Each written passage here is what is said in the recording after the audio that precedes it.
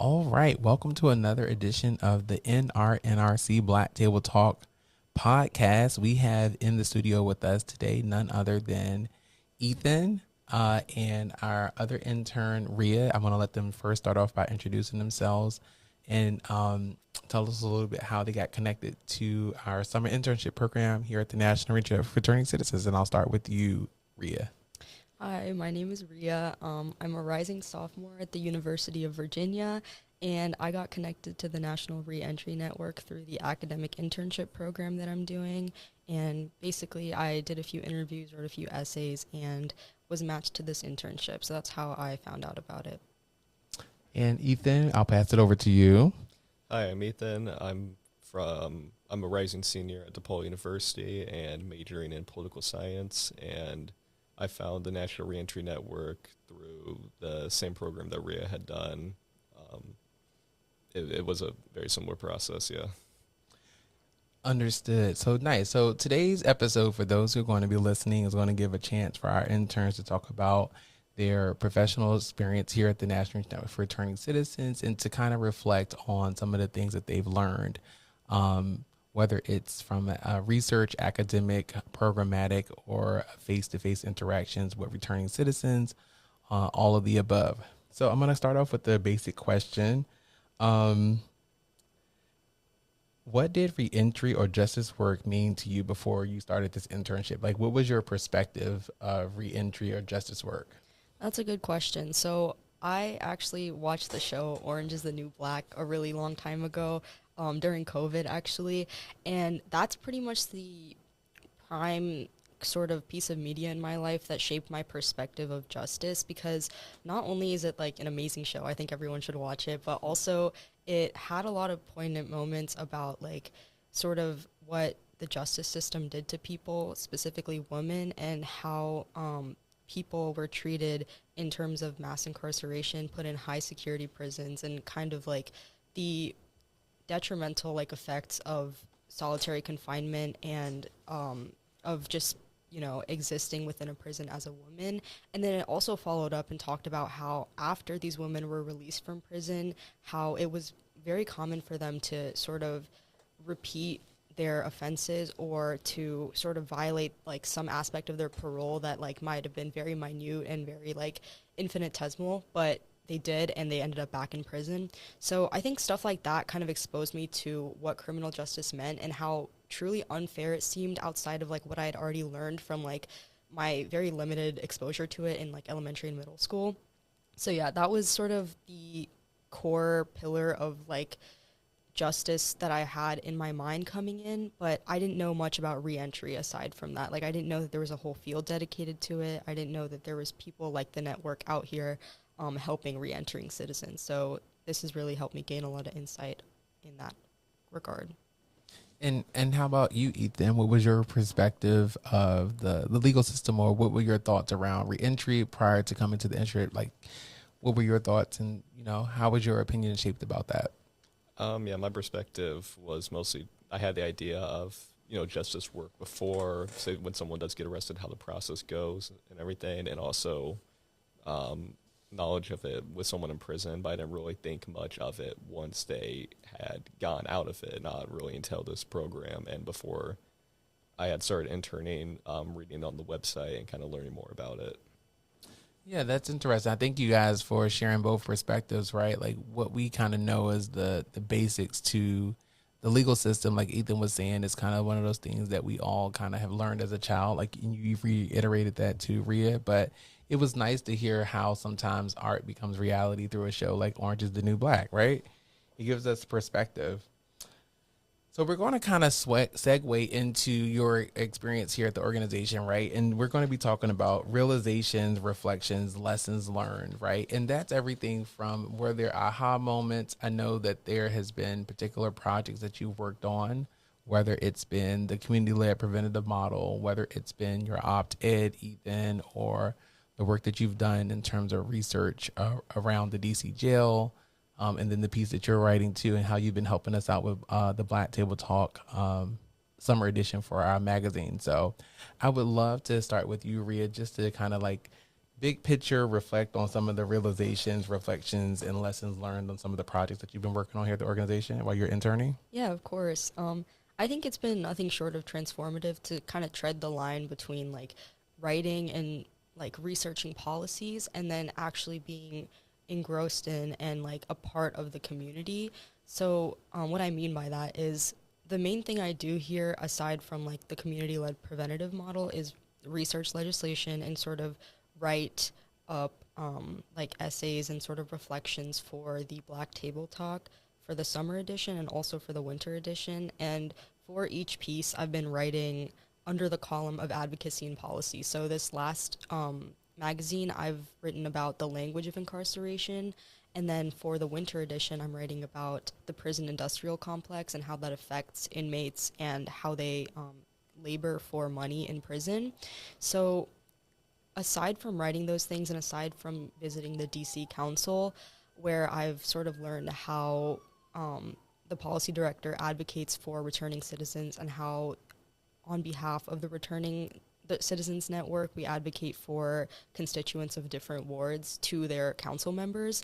Aside from doing that, going into the community and having these one-on-one interactions with people that are sort of organic, because like I didn't really expect that. The first time we went out, I expected it to just be us talking to businesses and us gathering intel from them. But a lot of the interactions that we've had have been majority organic with people that are just walking along the sidewalk or like people who are just sitting on benches on the sidewalk. Like we go up to them, we talk to them, or they talk to us, which is like also a really good scenario.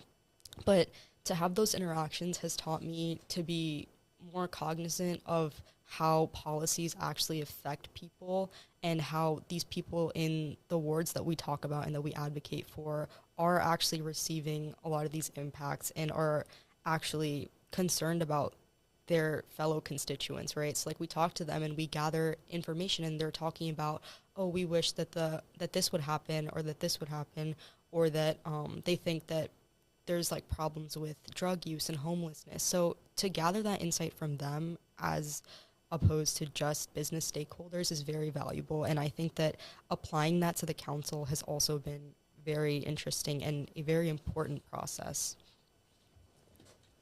Lovely. I love to hear it. That's very enlightening and insightful too. So Ethan, over to you, right? So realizations, reflections, and lessons learned as far as projects that you've been working on.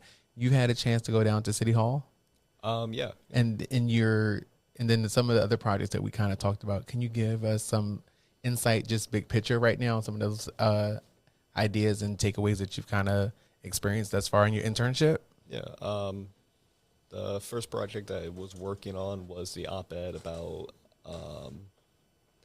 alternative sentences for nonviolent offenders. So pretty much alternatives to prison time for people who commit nonviolent crimes. And doing that project, I did kind of realize that like the solution to it, or like some of the solutions are pointing to it, was stuff that I had actually taken a class on before. During my freshman year, it was for this department in our university called Peace and Conflict Studies, and during the class I had taken my freshman year, a portion of it was actually focused on restorative justice, so I was interested to expand more upon that when writing that. And then the second project that I've been working on is the future DC jails, and it's taking a turn more towards focusing on the possibility of private prisons in DC, and mostly just the consequences of that happening. With the CLPM model, it is I do really like it as well though, and about with the organic interactions with people on the streets and everything, and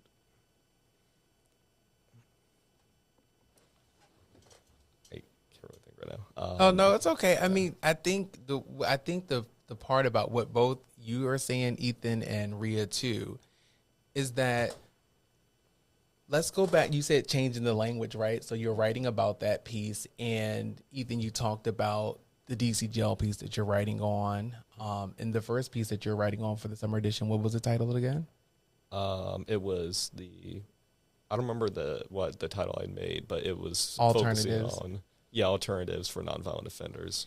Right. So these concepts within reentry, right, or justice work are some of the things that you can see as like a needle pulling thread, whether it's in the academic classroom and you can connect it back to restorative justice, like you said, from a textbook, and then you actually hear working at the organization and seeing how these things that you're learning in class come to light. Like you said the word solutions. There are perspectives of how maybe the system can reform.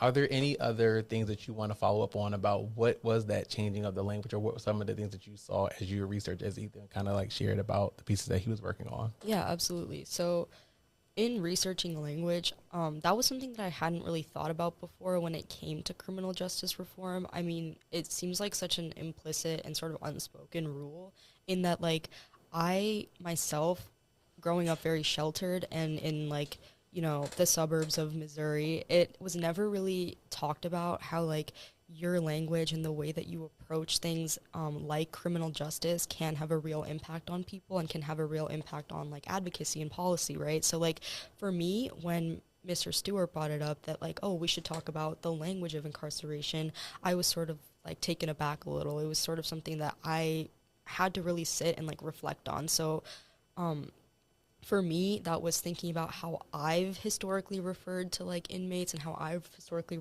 referred to things associated with the criminal justice system.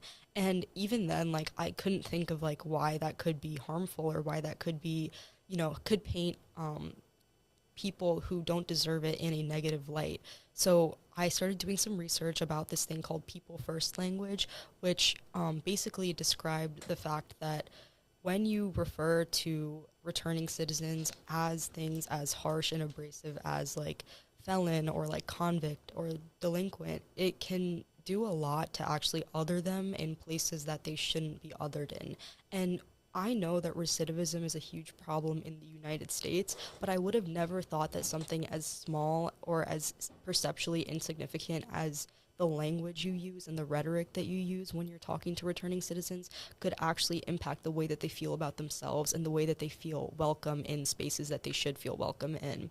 So again, it was sort of a implicit bias that I held that I had to overcome and that I had to become aware of in order to continue to research it. So now I know that, like, using words like that and continuing to propagate sort of these unfair narratives about people who have already served their time for the offense that they have committed is largely unfair, and it's sort of something that pushes them and relegates them into a cycle where they feel like they haven't been forgiven for the things that they've done, and where they feel like they are being equated to, like, the worst thing they've done before, right? So, like, I've learned that we are all, like, bigger than the worst things we've done, and that we need to be treating other people like that. And that starts through the way that we refer to them and through the way that we talk to them, which is our language. So it's been very important for me to research that, because as someone who may have admittedly, held some of these biases before and held some of this cognitive dissonance before, I appreciate being given the opportunity to reflect and change that. So, Ethan, I'm going to come to you. Are there any realizations about kind of like what we're talking about now as we segue and go further into some of your experience, right?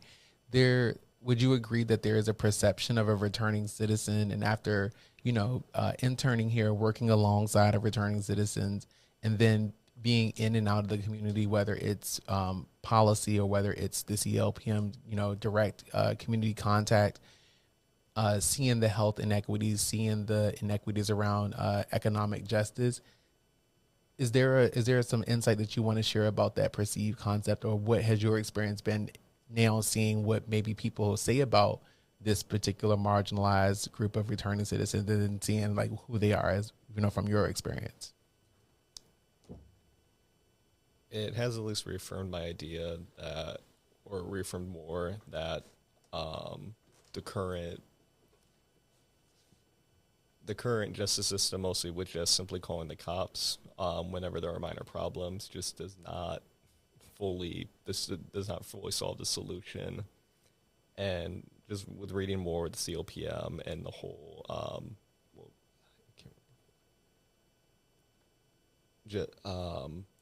with just relying on volunteers mostly to either de-escalate situations that can be de-escalated, or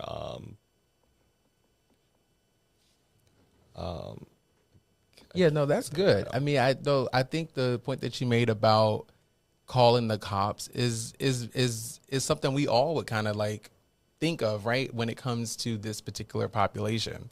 So that's very interesting. We're going to segue into more of, and I'll start with you, Ethan, aspirations, future. Like you've kind of like, I would say we're at a midpoint in you all's experience here as far as interns. And so taking some of the things that you've learned, maybe seeing correlations between things that you're learning in class or in school, where is this knowledge and information going to take you? Is it going to continue to push you further in some of the lessons that you're learning through what you're writing about, the language, the alternative to a punitive system like you were kind of talking about, Ethan? Where do you guys see in this experience will take you in terms of your next steps in doing maybe justice work? And I'll start with you, Ethan.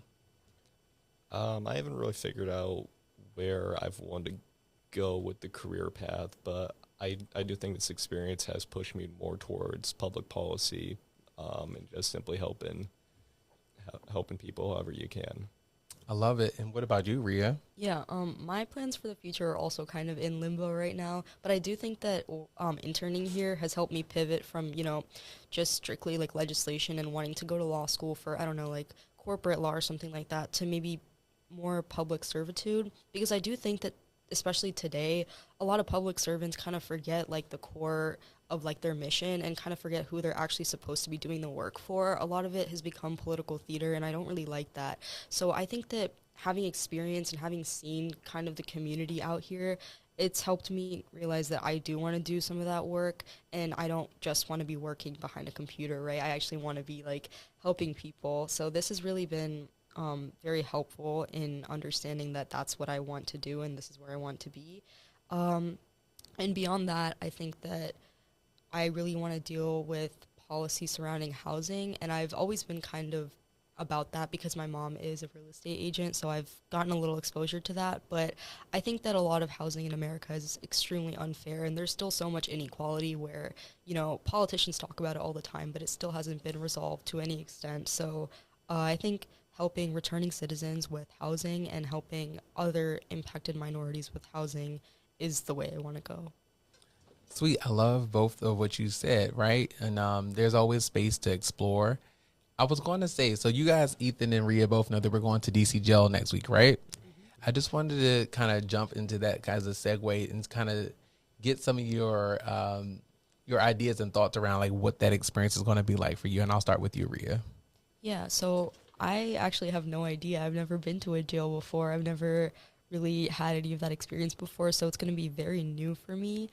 But I'm really excited because, once again, like, jails and, like, these, like, impacted, like, areas are kind of the underbelly of, like, society, right? So, like, I've never experienced that before until I came to DC and like was actually out in like these more like impacted wards where it's like they're more filled with like returning citizens. So I think that this will have the same, if not more impactful kind of experience for me, because I've engaged with people in the community, but I haven't yet engaged with people who are actually, facing the brunt of the issue within the system. So I'm excited to see how that looks. I'm excited to engage with them and to kind of make sure that I'm there to like let them know that, there is something for them and that there are people on the outside that are waiting to help them and to advocate for them once they're released.